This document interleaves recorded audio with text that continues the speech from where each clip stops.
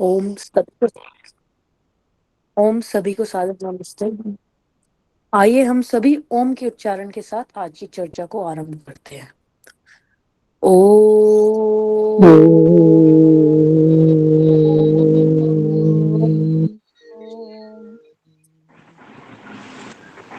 सभी को सादर नमस्ते जी। आज मैं वक्तव्य देने वाला हूँ ब्रह्मांड की प्रारंभिक अवस्था इस विषय पे। तो मैं अपने वक्तव्य को ईश्वर को समर्पित करते हुए वेद मंत्र से आरंभ करूंगा। ओम यत्तुदत्सूरयेतशं वङ्कुवातस्य पर्णिना वहत्कुत्समार्जुनेयं शतक्रतुः स्वरदङ्गन्धर्वमिश्रितम्। ये है ऋग्वेद में 8:1-11, अर्थात परमेश्वर सर्वव्यापी है, चलायमान नहीं है, परंतु वह अपनी ब्रह्मांडीय ऊर्जा की तरंगों के द्वारा सूर्य, बादल आदि को क्रियाशील बनाते हैं। सूर्य पृथ्वी को क्रियाशील करता है और परमेश्वर ब्रह्मांडीय यज्ञ की अनगिनत क्रियाओं के स्वामी है। इसका आंग्ल भाषा में भी अर्थ है, God is omnipresent, not mobile, but he makes the sun, clouds, etc. functional through the waves of his cosmic energy. The sun activates the earth. The Supreme Lord is the master of the innumerable activities of the cosmic yajna. अब मैं अपने विषय को आरंभ करूंगा, ब्रह्मांड की प्रारंभिक अवस्था। तो सबसे पहले देखते हैं कि वर्तमान विज्ञान इसके बारे में क्या कहता है। वर्तमान विज्ञान की समीक्षा। वर्तमान में सृष्टि उत्पत्ति का सबसे प्रचलित सिद्धांत बिग बैंग को माना जाता है। यह इस प्रश्न का उत्तर देने की कोशिश करता है कि यह ब्रह्मांड कब और कैसे बना। बिग बैंग सिद्धांत के अनुसार लगभग 14 अरब वर्ष पूर्व ब्रह्मांड एक बिंदु में सिमटा हुआ था। कोई नहीं जानता फिर क्या हुआ और यह ब्रह्मांड फैलता गया, जिसके फल स्वरूप ब्रह्मांड की रचना हुई। यह विस्तार आज भी जारी है, जिसके चलते ब्रह्मांड आज भी फैल रहा है। प्रारंभ में अत्यधिक ऊर्जा का उत्सर्जन हुआ। यह ऊर्जा इतनी अधिक थी जिसके प्रभाव से आज तक ब्रह्मांड फैलता ही जा रहा है। इस फैलाव को देखने का श्रेय एडविन हेबल नामक वैज्ञानिक को जाता है, जिन्होंने कहा था कि ब्रह्मांड का निरंतर विस्तार हो रहा है, जिसका अर्थ यह हुआ कि ब्रह्मांड कभी सघन रहा होगा। सघन अर्थात डेंस। जॉर्ज लेमेत्रे ने ही ब्रह्मांड की उत्पत्ति के संदर्भ में इस सिद्धांत का प्रतिपादन किया था, जिसे बिग बैंग सिद्धांत कहा जाता है। बिग बैंग के मात्र 10⁻⁻43 सेकंड के बाद गुरुत्वाकर्षण बल अस्तित्व में आ गया था और भौतिकी के नियम लागू होने लगे थे। एक सेकंड से भी छोटे अंश के भाग में 10⁻30 गुना ये ब्रह्मांड फैल गई थी और क्वार्क, लेप्टॉन, फोटॉन का गर्ग द्रव्य बन चुका था। क्वार्क क्या होता है? A quark is a fundamental constituent of matter that combines to form protons and neutrons. अब 10⁻⁻6 सेकंड पर क्वार्क मिलकर प्रोटॉन और न्यूट्रॉन बनाने लगे थे और ब्रह्मांड अब कुछ शीतल हो गया था। हाइड्रोजन आदि भी अस्तित्व में आ चुके थे और अन्य भौतिक तत्व भी बनने लगे थे। उस समय आयतन लगभग शून्य था तथा द्रव्यमान, घनत्व तथा ताप ऊर्जा अनंत थे। विश्व के अधिकांश वैज्ञानिक इस ब्रह्मांड की उत्पत्ति को बिंदु आकार से ही मानते हैं। स्टीफन हॉकिंग भी अपनी पुस्तक अ ब्रीफियर हिस्ट्री ऑफ टाइम में बिग बैंग के समय को ब्रह्मांड की शून्य त्रिज्या वाली बिंदु के आकार का मानते हैं। इसके पश्चात 2010 में उन्होंने डिस्कवरी टीवी चैनल पर बिग बैंग का आकार अणु से भी सूक्ष्म बताया। अब हम इस पर विचार करते हैं कि यदि कभी बिग बैंग हुई भी है तो क्या उस समय ब्रह्मांड का आकार शून्य आयतन वाला हो सकता है? विचार करें। उस शून्य स्थान में अनंत पदार्थ समाना तो दूर बल्कि कुछ भी पदार्थ नहीं समा सकता। शून्य आयतन में द्रव्यमान, ऊर्जा, ताप आदि का परिमाण शून्य ही हो सकता है। जरा विचारें कि क्या द्रव्यमान व ऊर्जा के लिए आकाश की आवश्यकता नहीं है? भारतीय प्रसिद्ध खगोल शास्त्री प्रोफेसर आभास मित्रा ने सन 2004 में अपने एक शोध पत्र, जो अंतरराष्ट्रीय वैज्ञानिक पत्रिकाओं में प्रकाशित हुआ, उसमें उन्होंने यह निष्कर्ष दिया कि कोई भी ब्लैक होल कभी भी शून्य आकार को प्राप्त नहीं कर सकता। यदि ऐसा हुआ तो उसका द्रव्यमान भी शून्य ही होगा। वैज्ञानिक तो प्रारंभिक ब्रह्मांड का द्रव्यमान अनंत मानते हैं, तब उसका आयतन शून्य कैसे माने? वर्तमान में महान वैदिक वैज्ञानिक आचार्य अग्निव्रत नैष्टिक जी ने विश्व वैदिक विज्ञान कांग्रेस में अपने पत्र वाचन में सिद्ध किया कि शून्य आयतन में अनंत द्रव्यमान का अनंत ऊर्जा का होना संभव ही नहीं है। कुछ वैज्ञानिक, जिनमें स्टीवन वियनबर्ग आदि प्रमुख हैं, वे बिग बैंग को ना तो महाविस्फोट नाम ही दे देते हैं, ना उसका प्रारंभ शून्य आयतन से ही करते हैं। इसके साथ ही वे सृष्टि उत्पत्ति की प्रक्रिया को प्राथमिक अवस्था में भी प्रारंभ नहीं करते। वे पदार्थ को सर्वत्र फैला हुआ ही मानते हैं और उनमें अचानक हलचल प्रारंभ होने की घटना को मानते हैं। और कुछ वैज्ञानिक अनंत पदार्थ में सर्वत्र एक साथ आकाश के फैलने और उसके साथ साथ पदार्थ के फैलने की प्रक्रिया को ही बिग बैंग नाम देते हैं। जो भी है, परंतु सृष्टि की प्रारंभिक अवस्था के विषय में कोई भी वैज्ञानिक सिद्धांत कुछ भी कहने की स्थिति में ही नहीं है। क्यों? क्योंकि ईश्वर को ना तो मॉडर्न साइंस मानता है, और अगर मानता भी है तो उनको मूल कारण नहीं मानता। तो अब आगे बढ़ते हैं। बिग बैंग के समय ऊर्जा किस रूप में विद्यमान थी? बिग बैंग क्यों हुआ? काल व आकाश की उत्पत्ति उस विस्फोट के साथ कैसे हो गई? महाविस्फोट किसमें हुआ? उस समय जब काल व आकाश दोनों ही नहीं थे, तब इन दोनों के न होने पर किसी विस्फोट की संभावना ही कैसे हो सकती थी? क्योंकि किसी भी क्रिया में समय लगता है। ऐसे उनके प्रश्नों के उत्तर वर्तमान वैज्ञानिक के पास है ही नहीं। आइए अब हम आगे बढ़ेंगे। सृष्टि आरंभ के वैदिक विज्ञान को अब हम जानते हैं। सृष्टि की प्रारंभिक अवस्था की जान की अनिवार्यता। सर्वप्रथम इस बात को समझने का प्रयास करते हैं कि किसी भी वस्तु का ज्ञान प्राप्त करने के लिए हमें सबसे पहले यह जानना क्यों आवश्यक है कि वह वस्तु किस पदार्थ से बनी है। वर्तमान विज्ञान सृष्टि से पूर्व की अवस्था के विषय में भिन्न भिन्न मत रखता है।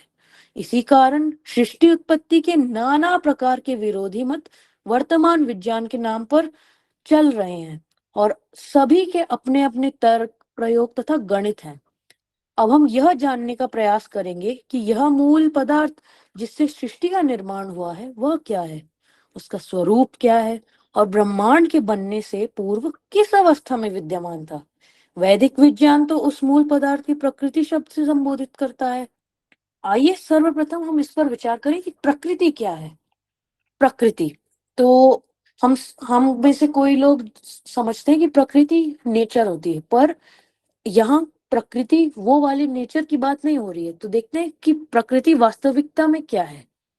वैदिक विज्ञान अर्थात ईश्वर का ज्ञान, वेद तथा हमारे ऋषियों के अनुसार यह सृष्टि एक जड़ पदार्थ से उत्पन्न होती है। पदार्थ की उस अवस्था को प्रकृति कहा जाता है। यह पदार्थ किसी भी जड़ पदार्थ की सबसे सूक्ष्म, प्रारंभिक एवं स्वाभाविक अवस्था है। इस ब्रह्मांड में विद्यमान असंख्य विशालतम तारे से लेकर सूक्ष्मतम कण, तरंग, आकाश आदि पदार्थ सभी इसी प्रकृति पदार्थ से उत्पन्न हुए हैं, उसी में स्थित हैं और एक निश्चित समय के पश्चात उसी पदार्थ में लीन भी हो जाएंगे। इसी प्रकार पदार्थ की सबसे सूक्ष्मतम अवस्था, जिससे वर्तमान में मानने जानने वाले आकाश, तरंग व मूल कण से लेकर तारे आदि का निर्माण होता है, वह प्रकृति कहलाती है। हमारे आसपास जो भी कुछ हमें दिखाई पड़ रहा है अथवा नहीं भी दिखाई पड़ रहा है, वे सब सूक्ष्म स्तर पर अणु परमाणु से बने हैं। इससे भी अधिक सूक्ष्म स्तर पर जाएं तो परमाणु भी अति सूक्ष्म कणों, जिन्हें वर्तमान में इलेक्ट्रॉन, प्रोटॉन और न्यूट्रॉन कहते हैं, उनसे मिलकर बने हैं। फिर प्रोटॉन व न्यूट्रॉन को क्वार्क नामक सूक्ष्म कणों से मिलकर बना माना जाता है। अब प्रश्न यह उठता है कि इलेक्ट्रॉन व क्वार्क आदि कण किससे मिलकर बने हैं? ये तो विचारणीय बात है। इस प्रश्न का उत्तर आधुनिक विज्ञान के पास तो है ही नहीं, क्योंकि उससे अधिक सूक्ष्म स्तर पर हम वर्तमान की किसी भी तकनीक से जा ही नहीं सकते। वर्तमान विश्व में अनेक वैज्ञानिक इन सूक्ष्म पदार्थों को स्ट्रिंग संजक सूक्ष्म संरचनाओं से बना मानते हैं, परंतु वे स्ट्रिंग्स के विषय में बहुत अधिक व्याख्या नहीं कर पाते। वस्तुतः उनका यह कथित सिद्धांत गणितीय व्याख्या तक ही सीमित है। वैदिक विज्ञान के अनुसार जो पदार्थ अपने से किसी सूक्ष्म तत्व से न बनता हो, जिसको करते करते जो अंत में बचता है, और सभी मूल कण यहाँ तक कि सभी तरंग व आकाश आदि पदार्थ जिस पदार्थ से बनते हैं, वह है प्रकृति। आइए इसे हम ईश्वर प्रदीप्त ऋग्वेद के प्रमाण से देखते हैं। ऋग्वेद भाष्य भूमिका में भी यह मंत्र आता है। ऋग्वेद 10:129 1। ओम नासदासीन्नो सदासीत्तदानीं नासीद्रजो नो व्योमापरो यत् किमावरीवः कुहकस्य शर्मन्नम्भः किमासीद् गहनं गभीरम्। अर्थात जब यह कार्य सृष्टि उत्पन्न नहीं हुई थी, तब तक सर्वशक्तिमान परमेश्वर और दूसरा जगत का कारण अर्थात जगत बनाने वाले की सामग्री विराजमान थी। उस समय असत शून्य नाम आकाश अर्थात जो नेत्रों से देखने में नहीं आता, सो भी नहीं था, क्योंकि उस समय उसका व्यवहार ही नहीं था। उस काल में सत अर्थात सतोगुण, रजोगुण और तमोगुण मिला के जो प्रधान कहलाता है, वह भी नहीं था। उस समय परमाणु भी नहीं थे, तथा विराट आदि जो सब स्थूल जगत के निवास का स्थान है, सो भी नहीं था। जो वह वर्तमान जगत है, वह भी अनंत शुद्ध ब्रह्म को नहीं ढाक सकता, और सब उससे अधिक वह अथाह भी नहीं हो सकता, और न वह कभी गहरा व उथला हो सकता है। इससे क्या जाना जाता है कि परमेश्वर अनंत है, और जो यह उनका बनाया जगत है, सो ईश्वर की अपेक्षा में कुछ भी नहीं है। अब आप सोचें, मॉडर्न साइंस न ईश्वर को मानता है जो कि सर्वप्रथम सर्व प्रमुख है, ना ही प्रकृति तत्व को मानता है, तो कैसे वे जड़ तक पहुंच पाएंगे। अब हम देखते हैं प्रकृति के गुण। तो इसमें इसका भी प्रमाण आता है कपिल मुनि कृत सांख्य दर्शन में। सांख्य दर्शन प्रथमोध्याय 61वां सूत्र।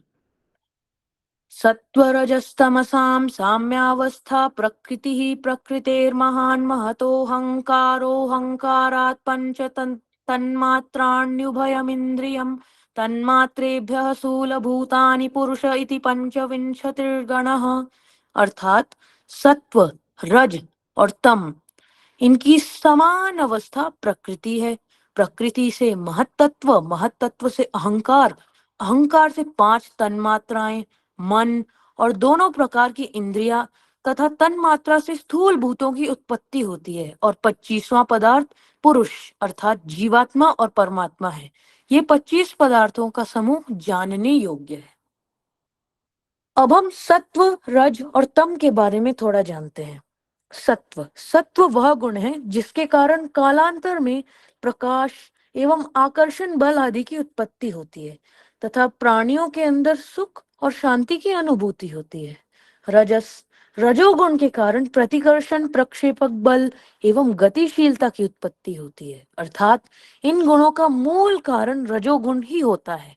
प्राणियों में इसी गुण के कारण चंचलता, क्रियाशीलता, ईर्ष्या, द्वेष आदि गुण उत्पन्न होते हैं। तमस, तमोगुण के कारण अंधकार, जड़ता, गुरुता, निष्क्रियता, द्रव्यमान आदि गुणों की उत्पत्ति होती है। इसके कारण प्राणियों में मूर्खता, मोह, अति कामुकता, आलस्य व क्रोध आदि गुण उत्पन्न होते हैं। महाभारत में महर्षि ब्रह्मा के अनुसार ये तीनों गुण परस्पर एक दूसरे के साथ जोड़े बनाने वाले, एक दूसरे के आश्रित, एक दूसरे के सहारे रहने वाले, एक दूसरे का अनुसरण करने वाले और परस्पर मिश्रित रहने वाले हैं। तमोगुण का युग्म सत्व के साथ, सत्व का रजस के साथ, रजस का सत्व के साथ और सत्व का तमस के साथ होता है। इसे वर्तमान भौतिकी के भाषा में इस प्रकार समझ सकते हैं कि जहां भी द्रव्यमान है, वहां बल अवश्य है, चाहे वह केवल गुरुत्वाकर्षण बल ही क्यों ना हो। जहां बल है, वहां कोई ना कोई क्रिया अवश्य होगी। जहां क्रिया होगी, वहां बल अवश्य होगा। जैसे कोई भी बल बिना फील्ड व बिना क्रिया के हो ही नहीं सकता। इसी प्रकार जहां बल होगा, वहां द्रव्यमान भी अवश्य होगा। इसमें केवल काल ही अपवाद है। वस्तुतः वह अपवाद इस कारण से है क्योंकि वह बल चेतन का है, अतः वहां यह नियम यथावत लागू नहीं होता। तमोगुण के नियंत्रण से रजोगुण बढ़ता है और रजोगुण पर नियंत्रण करने से सत्वगुण की वृद्धि होती है। आइए इसे हम इस प्रकार समझें, किसी वस्तु के जड़त्व को नियंत्रित करने से उसकी क्रियाशीलता में वृद्धि देखी जाती है। जैसे कि नाभिकीय संलयन यानी कि न्यूक्लियर फ्यूजन में द्रव्यमान जड़त्व ऊर्जा गति में परिवर्तित हो जाता है, तथा किसी कण की गति को अवरुद्ध करके उससे प्रकाश आदि ऊर्जा की वृद्धि हो जाती है। उदाहरण के लिए उल्कापिंड का वायुमंडल में प्रवेश करने पर चमकना, उल्कापिंड क्या होता है, मीटेरॉइड, तथा किसी इलेक्ट्रॉन के प्रवाह में प्रतिरोध उत्पन्न करने पर प्रकाश का उत्पन्न होना। महर्षि ब्रह्मा के अनुसार ही जब तक सत्व गुण विद्यमान रहता है तब तक निश्चित ही रजोगुण भी विद्यमान रहता है। जब तक तमोगुण विद्यमान रहता है तब तक निश्चित ही सतोगुण व रजोगुण दोनों की विद्यमानता अवश्य रहती है। यहाँ स्पष्ट संकेत मिलता है कि सत्व व रजस गुण तो दोनों बिना तमोगुण के बिना विद्यमान ही नहीं रह सकते। काल तत्व में दो गुण सत्व व रजस विद्यमान होते हैं तथा तमोगुण सर्वथा निष्क्रिय अवस्था में होता है। आइए इसे हम इस प्रकार समझते हैं। इस सृष्टि में जिस वस्तु में प्रकाश व बल आदि गुणों की विद्यमानता रहती है तब तक निश्चित ही सतोगुण व रजोगुण दोनों की विद्यमानता अवश्य होती है। इस प्रकार प्रकाश में तीनों गुणों की विद्यमानता होती है। उधर किसी मूल कण पर विचार करें तो उसमें द्रव्यमान के साथ साथ गति एवं बहुत कम मात्रा में प्रकाश की विद्यमानता होती है। उस कारण से वे भी तीनों गुणों से युक्त होते हैं। इस प्रकार हमने ब्रह्मांड के मूल पदार्थ, प्रकृति और उसके उन गुणों की विवेचना की जो उस अवस्था में पूर्ण निष्क्रिय होते हैं जब ब्रह्मांड की संरचना आरंभ होती है। जबकि विज्ञान शून्य द्रव्यमान से अनंत ब्रह्मांड की उत्पत्ति की बात करता है, जो अपने आप में द्रव्यमान और ऊर्जा के संरक्षण के नियम का खंडन करती है।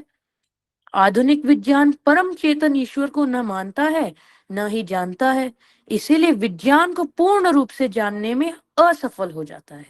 वैदिक विज्ञान ही हमें पूर्ण सत्य और पूर्ण विज्ञान से परिचित करवा पाएगा।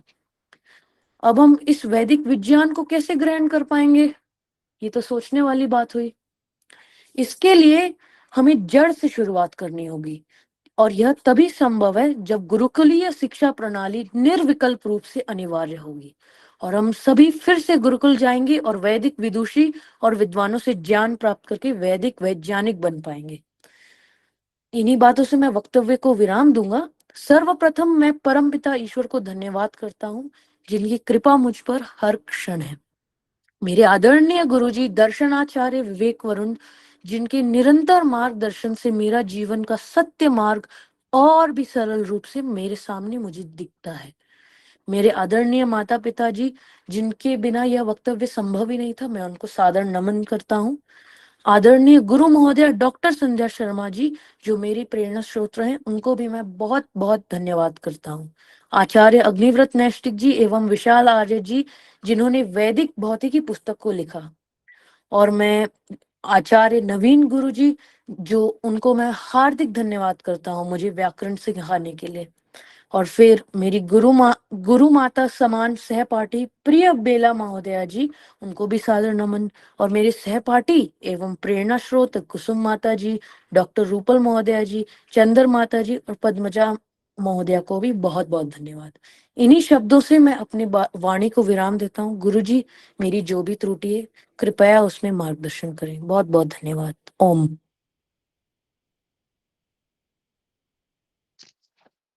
जी, बहुत बहुत धन्यवाद। बहुत सुंदर वक्तव्य आपने तैयार किया और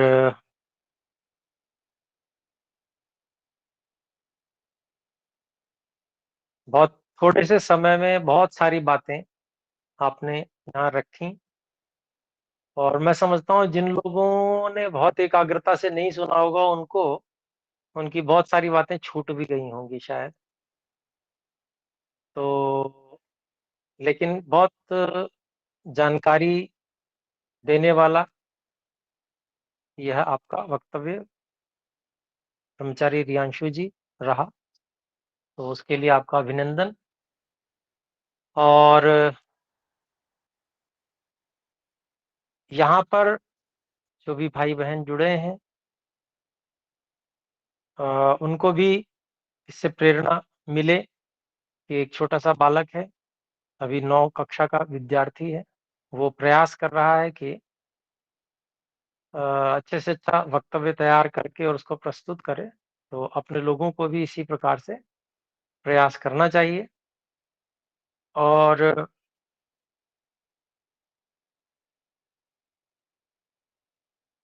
जो वक्तव्य में बहुत सारी जानकारी थी, इसको थोड़ा-सा समय अधिक और मिलना चाहिए। अर्थात मिलने चाहिए का अभिप्राय ये नहीं है कि अ, हम अधिक समय लगाएँ, समय वो स्वयं ही अपने आप बढ़ जाएगा, यदि हम और भी अधिक उसको अपनी बात को और अच्छे से समझाकर बोलेंगे। तो वैसे तो आपने बहुत अच्छे से बोला अ, और काफ़ी सारी बातें समझ में भी आईं और तो उसको और अधिक जिसको कहते हैं ना कि एक तो होता है कि बहुत वेग से बोलना, धारा प्रवाह और एक होता है कि थोड़ा-सा ठहराव लाके बोलना। तो ये ठहराव भी वक्तव्य में ऐसी इसलिए आवश्यक होता है कि इससे सुनने वालों को अ, समझने का अच्छा अवसर मिलता है। वक्ता की तो तैयारी है, वक्ता ने तैयारी की है विषय की तो वो उसको बताता है और लेकिन समझ अगर जो श्रोता हैं उनको सभी बातें बहुत अच्छे से पकड़ में नहीं आ पाती हैं, तो वो क्या है, उसका मतलब हुआ कि हमारा थोड़ा जल्दी हो गया। तो ये थोड़ा-सा और इस विषय को ये त्रुटि नहीं है, ये शैली में कुछ और अधिक सुधार की अपेक्षा है।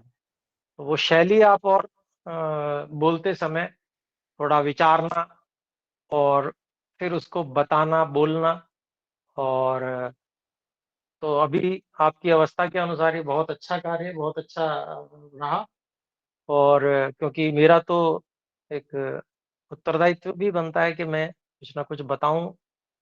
आपको अकेले में भी बता सकता था, लेकिन इससे बाकी सबको भी प्रेरणा मिले और किस तरह से उसको प्रयोग किया जा सकता है, उसकी दृष्टि से मैंने सभी के सामने ही ये बात रखी।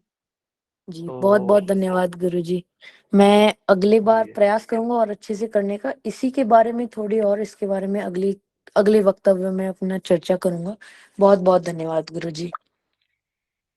जी, बहुत सुंदर प्रियांशु जी और ये उत्साहवर्धक है, बहुत सुंदर आपने तैयारी की है और शैली में बस थोड़ा-सा परिवर्तन करने से और भी बहुत सुंदर हो जाएगा और भी और जिसको कहें कि समझने योग्य और श्रोताओं के लिए बहुत अच्छे से हो जाएगा।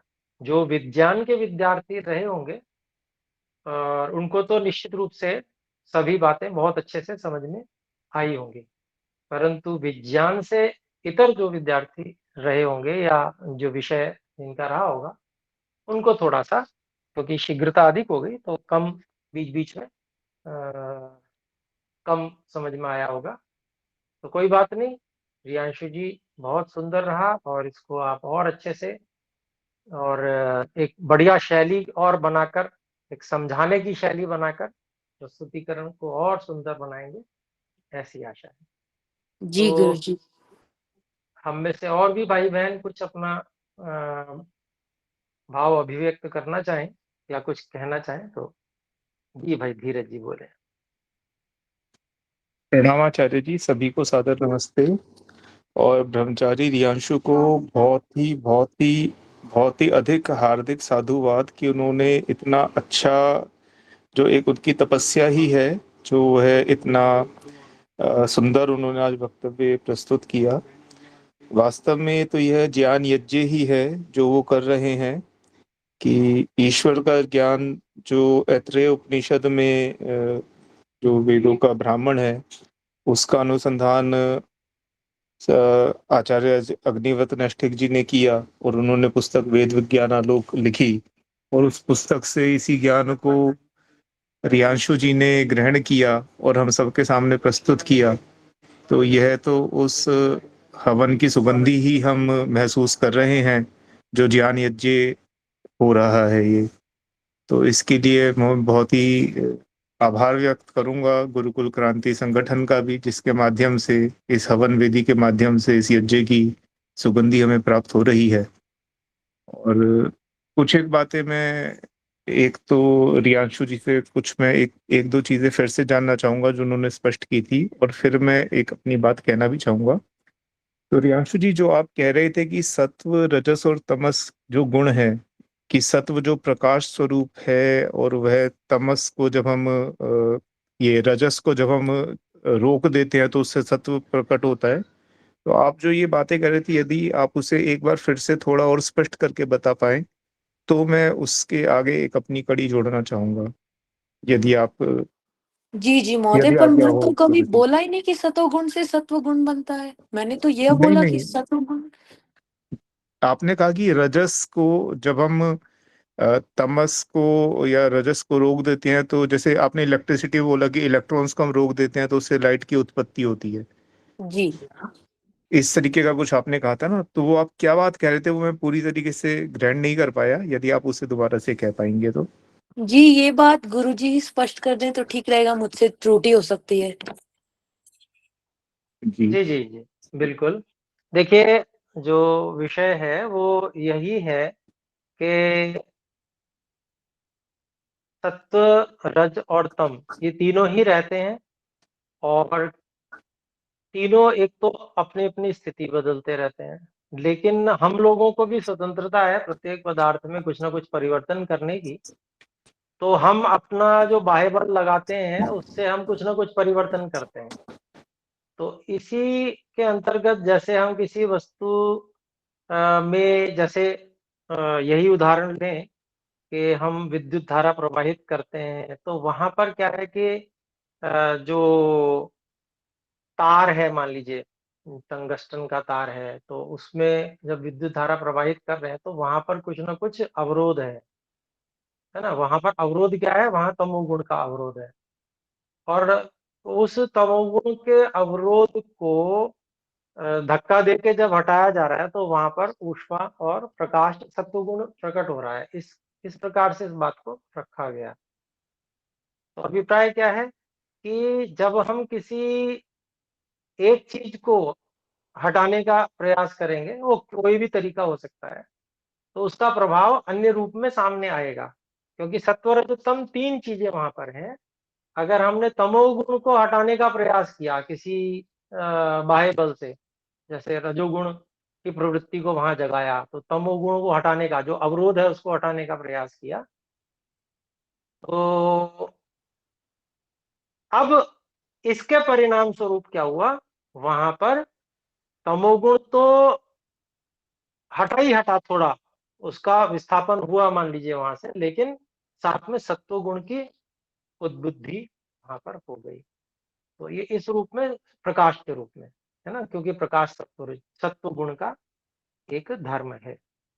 तो इस रूप में ये बात रखी गई है। जी, धन्यवाद आचार्य जी, मैं इस बात को बिल्कुल समझ गया कि सतोगुण रजोगुण तमोगुण तीनों ही है। जिस एक गुण को, मतलब कि जो, मतलब तमो को दबाने से रजो की अभिव्यक्ति अधिक हो सकती है और रज को भी दबाने से सत की अभिव्यक्ति अधिक हो सकती है, ऐसा कुछ मेरे को भाव समझ में आया। बिल्कुल, बिल्कुल, बिल्कुल। हाँ। ये तो जो है निर्भर करता है इस बात पर कि हम किस चीज़ को अधिक वेग दे रहे हैं, उससे कौन-सी चीज़ प्रभावित हो रही है, उसका परिणाम क्या आ रहा है। तो 3 चीज़ों में ही ये वो करेगा। जैसे हमने इलेक्ट्रॉन्स को गति दी, तो ये हमने क्या किया? रजोगुण को बढ़ाया, है ना? जी और उद्देश्य क्या था कि उसका प्रवाह बढ़ जाए, तमोगुण वहाँ से हट जावे। कार्य तो हमने ये किया, लेकिन उसका प्रभाव ये आया कि वहाँ सत्वगुण उद्बुद्ध हो गया, इस जी प्रकार से। जी आचार्य जी। आचार्य जी, एक मैं, आज मेरे मन में विचार आ रहा था कि जो तेज और प्रकाश है, जैसे सूर्य का प्रकाश है, सूर्य का जो तेज है वो क्या है? क्या वो ईश्वर का तेज है या ईश्वर के ने उसके अंदर कुछ प्रकट किया है उस तेज को? तो ये मैं इस चीज को लेके मैं थोड़ा संशय में था कि ये क्या है। और आज जो अभी आपने बात बोल दी और रियांशु जी ने जो वक्तव्य तैयार किया और आपने जो भी बोल दी, उससे मेरे को उस विषय में बहुत काफी कुछ क्लैरिटी हो गई है। और वो इस तरीके से हाँ, ये है कि ना, देखिए, ये तो तय है कि ईश्वर ने किया है। अब उसका करने का विज्ञान है ना। जी तो जैसे अभी नाभिकीय संलयन की बात आई बीच में, और है ना, इस तरह की बात भी आई थी ना, तो जी जो कि सूर्य में चलता है, तो उस तरह की जो रासायनिक क्रिया है, या जो भी रासायनिक ना कहें, भौतिक कहें, हाँ भौतिक कह सकते हैं, तो उस तरह की जो क्रियाएं हैं वो ईश्वर ने वहां पर चलाई, जिससे कि वो प्रकाश और ऊर्जा ऊष्मा उत्पन्न हुई है। तो उसको उस रूप में हम देख सकते हैं।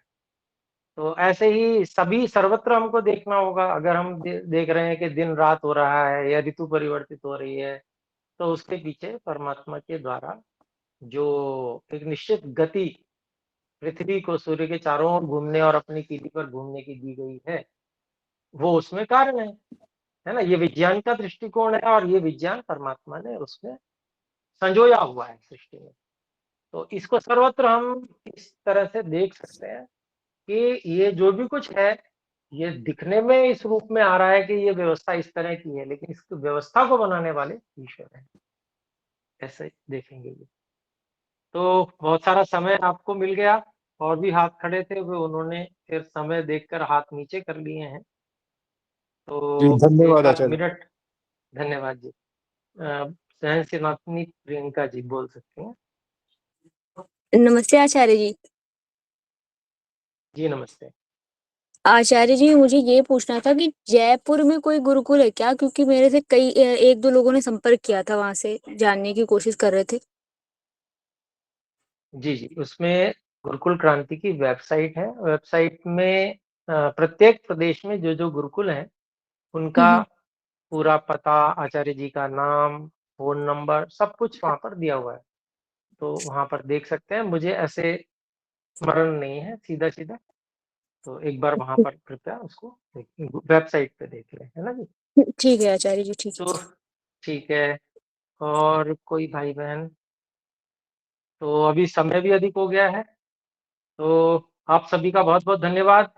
और इस प्रकार से गुरुकुल क्रांति से तैयार होते हुए बालक का सभी आप उत्साहवर्धन करते हैं, उसके लिए आप सभी का बहुत बहुत धन्यवाद।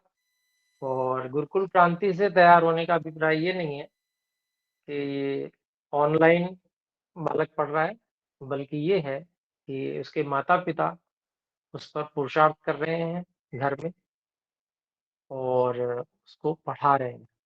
क्योंकि ऑनलाइन बालकों को नहीं पढ़ाया जा सकता है, बालकों को नहीं, बल्कि माता पिता को पढ़ाया जा सकता है, माता पिता बालकों को पढ़ाते हैं। तो जो परंपरा है गुरुकुल की, वो स्थानीय रूप से पढ़ने पढ़ाने की ही है। वो ये है कि जो लोग पढ़े हुए हैं और सब्जेक्ट जिन्होंने पढ़े हुए हैं, बुद्धि का विकास है काफी, उनको संकेत से कुछ कुछ समझाते जाएं, बढ़ाते जाएं, तो ऐसे जिससे कि वो घर पर रहकर भी सीख पाए। तो ये जो प्रक्रिया है, ये केवल बड़ों के लिए है, और बालकों के लिए गुरुकुल ही है। और यदि बालक गुरुकुल नहीं जा पा रहे हैं, तो माता पिता को पढ़ना चाहिए गुरुकुल क्रांति के माध्यम से, और अपने बच्चों को पढ़ाना चाहिए, जैसे कि रियांशु जी पढ़ते हैं, उनकी माता जी उनको पढ़ाती हैं इत्यादि। तो इस बात का स्पष्टीकरण करना इसलिए आवश्यक है, क्योंकि कई बार भ्रांति हो जाती है कि भी बच्चों को भी गुरुकुल क्रांति में अपने घर बैठे बच्चों को पढ़ाया जाता है। तो ऐसा कोई भी कार्य हम लोग नहीं करते हैं। बच्चों के लिए गुरुकुल व्यवस्था है, बच्चों को गुरुकुल भेजकर ही पढ़ाया जा सकता है। और यदि जो माता पिता नहीं भेज सकते हैं, तो वे स्वयं पढ़ें और फिर अपने बच्चों को पढ़ाएं। यही एक मार्ग है। तो यहाँ पर भाई संस्थापक जी कुछ कहना चाहते हैं तो कृपया बोलिए। जी, डॉक्टर प्रतिभा महोदया का हैंड रेज हुआ था, उस समय के कारण शायद उन्होंने नीचे कर दिया, तो मैं आपकी अनुमति से 2 मिनट उनको देना चाहूँगा।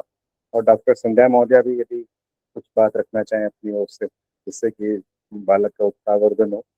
मैं निवेदन करूंगा डॉक्टर प्रतिभा महोदय से कि आप अपनी बात रख सकते हैं यदि आपको अनुकूल है। धन्यवाद भ्राता जी, बहुत बहुत धन्यवाद। सच में मन था बोलने के लिए, पर वो समय की मर्यादा देखते हुए मुझे लगा कि मुझे अपना हाथ मैंने नीचे कर लिया। मैं जो हमारा रियांशु बेटा है उसको अपने हृदय से बहुत बहुत साधुवाद, बहुत बहुत शुभकामनाएं देना चाहती हूँ। बहुत गूढ़ विषय था, मतलब हिम्मत चाहिए ऐसे विषय को पहली बात तो प्रेजेंटेशन देने के लिए, और कक्षा 9 का बच्चा और इतना गूढ़ विषय को लेकर के जो उसने प्रेजेंटेशन बनाई है, बहुत ही अच्छी प्रेजेंटेशन थी। और मैंने जो अभी रियांशु ने जो सब बोला वो मुझे इतने अच्छे से स्पष्ट इसलिए हुआ क्योंकि मैंने अभी पिछले महीने हमारे रानीबाग आर्य समाज में स्वामी अग्निव्रत नैष्टिक जी आए थे और उन्होंने जो पुस्तक दी थी, मैंने वो पुस्तक खरीदी, मैंने वो पुस्तक पढ़ी और तब मुझे लगा कि रियांशु ने कैसे ये विषय ले लिया। मुझे ही उस पुस्तक को पढ़ने में बहुत मतलब अच्छे से समझने के लिए, और अभी भी बहुत चीजें स्पष्ट नहीं हुई हैं। मैं रियांशु का बहुत बहुत हृदय से आशीर्वाद, प्यार और बहुत बहुत आप दोनों माता पिता को भी नमन करती हूँ जिन्होंने इस तरह से बच्चे को तैयार किया। सच में ये हमारे पूरे जैसे कहते हैं गुरुकुल क्रांति परिवार के साथ साथ पूरे समाज के लिए एक उदाहरण है।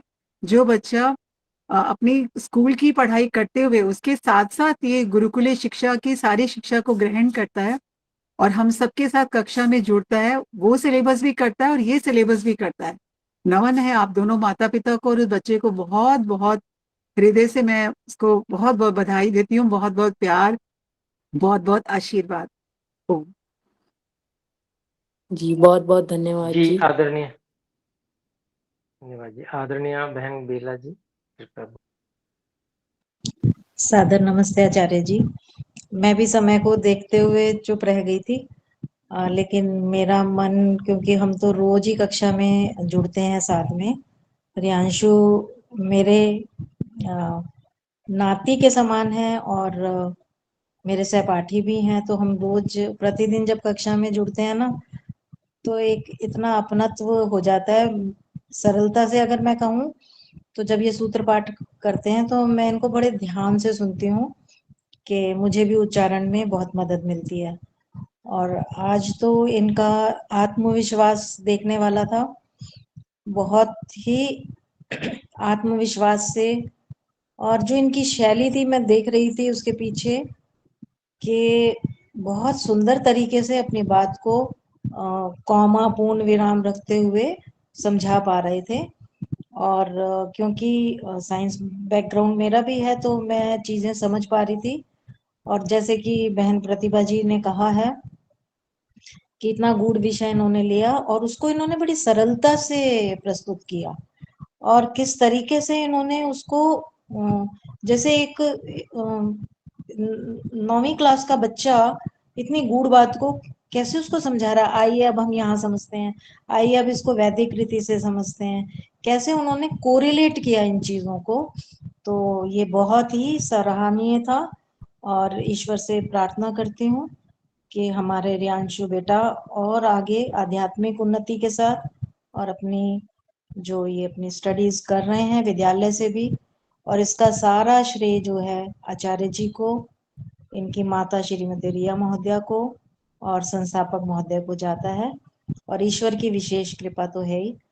तो बेटे रियांशु को बहुत सारी शुभकामनाएं और आशीर्वाद, और आप इसी प्रकार से जब भी अनुकूलता हो अपना वक्तव्य सुंदर तरीके से आप आगे रखें, ऐसी मैं प्रार्थना करती हूँ ईश्वर से। धन्यवाद। ओम। जी बहुत बहुत धन्यवाद माता जी। बहुत बहुत धन्यवाद आदरणीय बेला बहन। और समय हो चला है तो अब विराम की ओर चलते हैं, आप सभी फिर से धन्यवाद करते हुए, और हम सभी पुरुषार्थ करें और ईश्वर से प्रार्थना करें कि भारत में निर्विकल्प गुरुकुल शिक्षा पूरी तरह से लागू हो, उसके लिए जन जन जागृत हो, ऐसा अपने लोग ईश्वर से प्रार्थना करते हैं। आइए मिलकर एक बार ओम का उच्चारण करें। ओम।